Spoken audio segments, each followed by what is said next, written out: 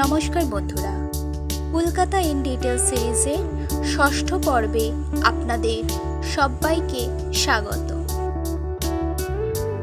আজ আমরা চলে এসেছি এমন একটি জায়গায় যেখানে গেলে আপনারা ভক্তিরসের ডুবসাগরে পাড়ি দিতে পারবেন। তাহলে চলুন যাওয়া যাক। এটি হলো পার্ক স্ট্রিট ব্রিজের সামনের এই রাস্তাটি। এখানে 7ই জুলাই থেকে ইসকনের উদ্যোগে আয়োজিত হয়েছে রথের উৎসব এবং মেলা। এটি হলো মেলায় ঢোকার মূল দরজা। এই রাস্তাটি সোজা চলে গেছে পার্ক স্ট্রিট ব্রিজের সামনে। মেলাটিতে প্রবেশ করেই আপনারা দেখতে পাবেন প্রথমেই এই ভোগের কাউন্টার। এখানে খিচুড়ি থেকে আরম্ভ করে রয়েছে পুরীর সেই বিখ্যাত খাজা।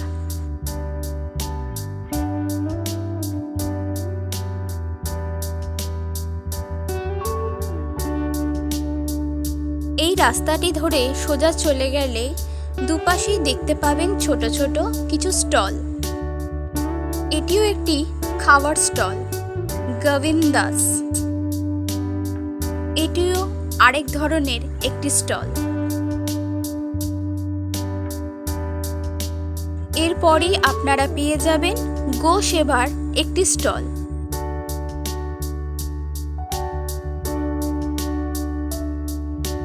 আমরা হিন্দুরা গরুকে যে গো মাতা হিসেবে পূজা করি, তারই কিছু নিদর্শন এখানে আপনারা পাবেন।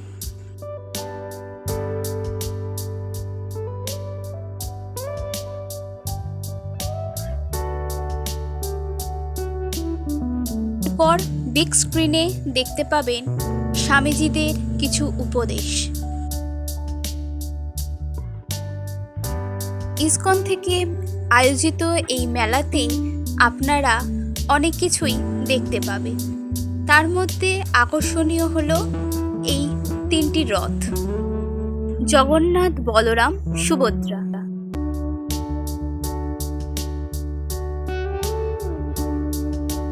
রথের মেলাতে রথই হলো আকর্ষণের মূল বস্তু। কি সুন্দর করে সাজানো এই রথগুলি।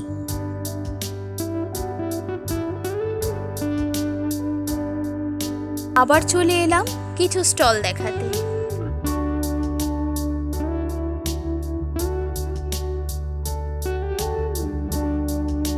এই স্টলটিতে পাবেন বিভিন্ন সব স্বামীজির লেখা বই, এছাড়া গীতা এবং মহাপ্রভু চৈতন্যের কিছু বই। এছাড়া ইসকনের বিস্তার, তাদের কার্যকলাপ, চ্যারিটি সবকিছুই এখানে আপনারা দেখতে পাবেন কিছু বইয়ের মাধ্যমে।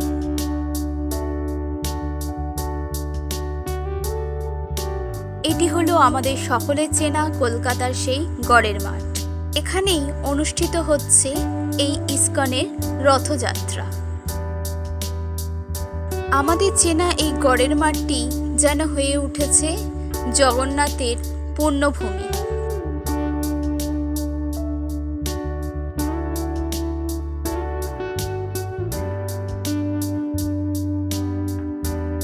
রথযাত্রা উপলক্ষে এক অপরূপ মনোরম শোভা বৃদ্ধি হয়েছে এই গড়ের মাঠে।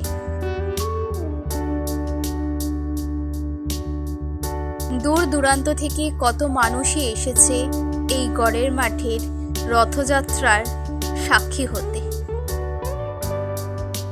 এটি হলো জগন্নাথ দেবের প্যান্ডেল। এখানেই প্রতিদিন চলছে সন্ধ্যা আরতি, আর চারিদিক কৃষ্ণ নাম ধ্বনিতে মুখরিত হয়ে রয়েছে। প্যান্ডেলের সামনে বহু মানুষ এই কৃষ্ণ নাম ধ্বনিতে মুখরিত সন্ধ্যাকে উপভোগ করছে। প্রতিদিন বহু মানুষের সমাগম এখানে হয়।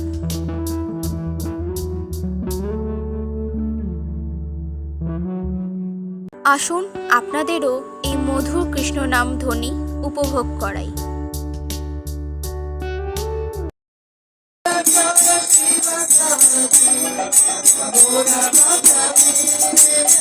Bye.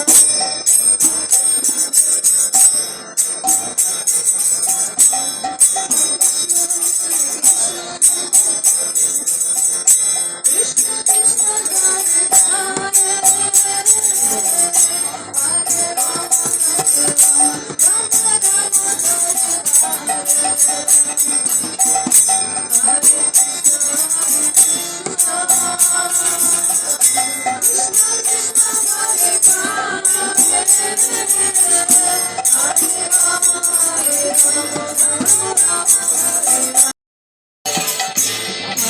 Krishna, Hare Krishna, Krishna Krishna, Hare Hare, Hare Rama, Hare Rama, Rama Rama, Hare Hare, Hare Krishna, Hare Krishna. জগন্নাথের প্যান্ডেলটির সামনেই দেখতে পাবেন এত সুন্দর তৈরি করা রং বেরঙের রঙ্গোলি।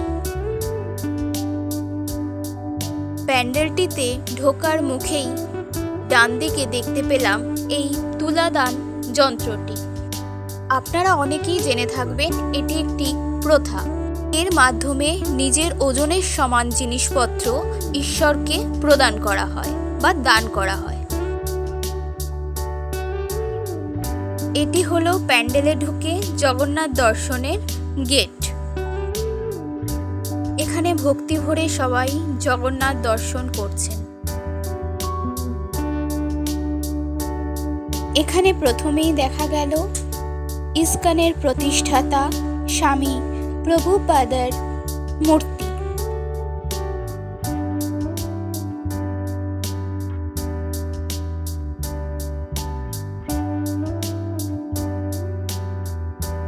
প্যান্ডেলটিতে প্রথমেই আমার নজর কেড়েছে এই সুন্দর ঝাড়টি। বহু অপেক্ষার অবসান ঘটিয়ে হলো জগন্নাথ দর্শন।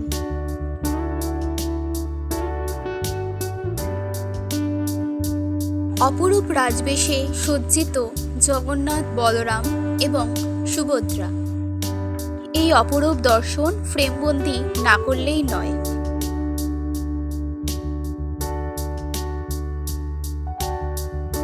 সুন্দর কারুকার্য দিয়ে তৈরি এই প্যান্ডেলটি সত্যি মনোমুগ্ধকর।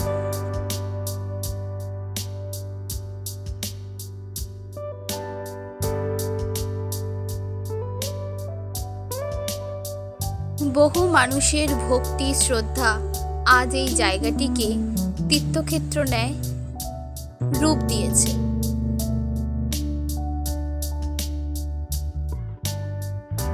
এই হলো প্যান্ডেলটির বাইরের চিত্র।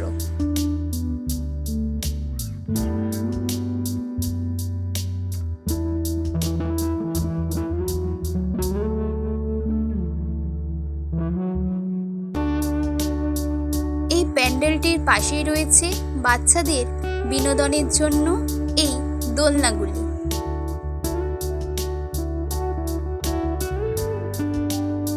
ছোট ছোট বাচ্চারা এই তীর্থস্থানীয় ক্ষেত্রে এসে যাতে বোর না ফিল করে, তাই এই ব্যবস্থা।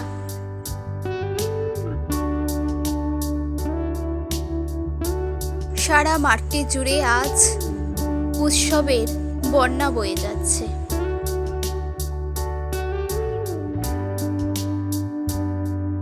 জগন্নাথ দর্শনে ইস্কনের এই প্রয়াসকে আমি কুর্নিশ জানাই।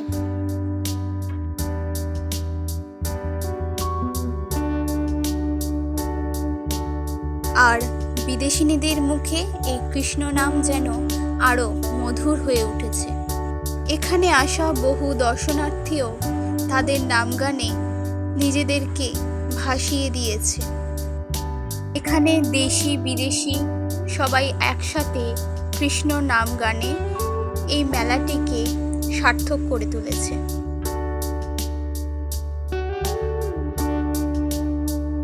তাই তো এই উৎসবটি হয়ে উঠেছে মানুষের সাথে মানুষের মিলন ক্ষেত্র।